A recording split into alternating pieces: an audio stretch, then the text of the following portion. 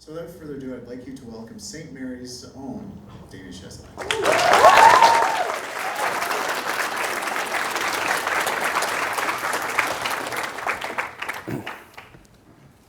When we say grace before meals, we thank for the food on our plates. A true blessing, considering we live in a world where every year 15 million children die of hunger, and almost 1 billion people alive today do not have enough to eat. A lot to digest, I know. There's so much more to saying grace before meals. And in order to find out its true meaning, we must take a look at this concept of grace. What is grace? This word gets thrown around a lot, and I doubt many of us know, let alone actually comprehend, this concept that has this unique ability to just fly right over our heads.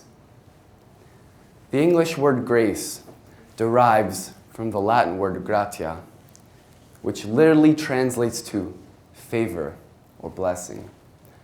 That is the definition. But in order to truly understand something, one must look beyond just the facts and beyond just the literal statements. Grace. It is a concept connected deeply to the soul. It is not just some fanciful entity that is called upon preceding meals. Grace plays a huge role in our lives, and it affects all issues, both large and small. Sunshine.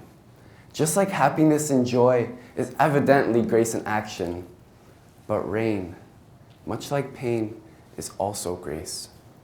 For pain, just like the rain causing the plants to grow, ultimately makes us stronger and refines our character. For is not the diamond crafted by mass amounts of pressure over many years? Winston Churchill once famously said, "I'm always ready to learn, although I do not always like being taught." And often pain can be a teaching experience, one which in the end we will greatly benefit from.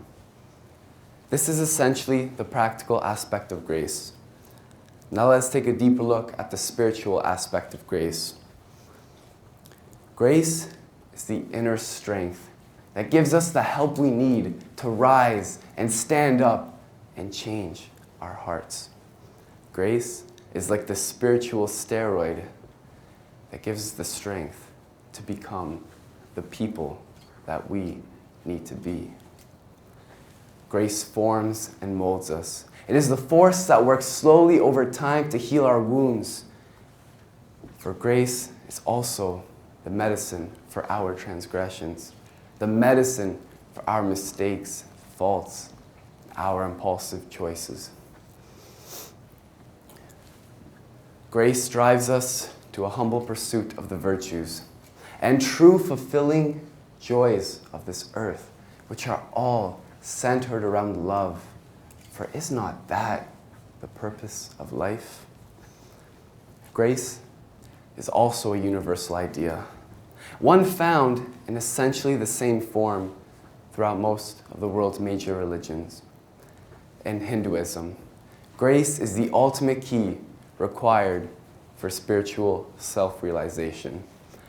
In Islam, grace is Allah showering all people with mercy and paving for them a destiny that has heaven in it. In Christianity, grace is God freely sending down His own Son to die on a cross so that we may truly live and so that we may learn how to truly love, even though we do not deserve God's grace and never will. For grace is not something we can hope to earn. It is God's gift, freely given to us, much like His help for us, His personal blessing. Though I may be young, and though my journey on this earth has only but began, I have experienced the magnificent effect of grace, and I can say that it has completely reversed me and entirely changed my life. And I do not say that to make it seem as if I am a good person. I say that as a person knowing he is broken, knowing he needs forgiveness, and knowing he needs to be saved from himself. In closing, I would like to recite a fragment of one of my spoken word poems. And I hope by listening to it, we can all turn grace from something universal to something that's also personal. Life is difficult, and I collapse when the time is most critical. It is quite pitiful. Am I the only one who feels this way day after day? I need someone to steal my show. No, please, just take it and go. I apologize for the lies. It is time to take off my prideful disguise. I miss my cues and lose. I forget my lines every time it's my turn to learn, so I yearn for the King's return. I now see that when it comes down to me, I have to turn it to Him. Let His grace abound, keeping me in the background, where I will stay safe and sound. He is the missing link, and without Him I think that my ship would sink, or at least be on the brink. When I follow my obsessions and add in my own suggestions, I end up confessing that I am nothing without His blessing. God, you are the symphony, the sweet melody sounding so heavenly. I am merely but one note that you wrote. Living my way has taken its toll, and so now I hand over the lead role. Here's the deal. I feel as if my brash actions will lead to a crash, so please take the wheel. Second, that's where my proper place is, so I'll just stand back and let you make me a product of your graces.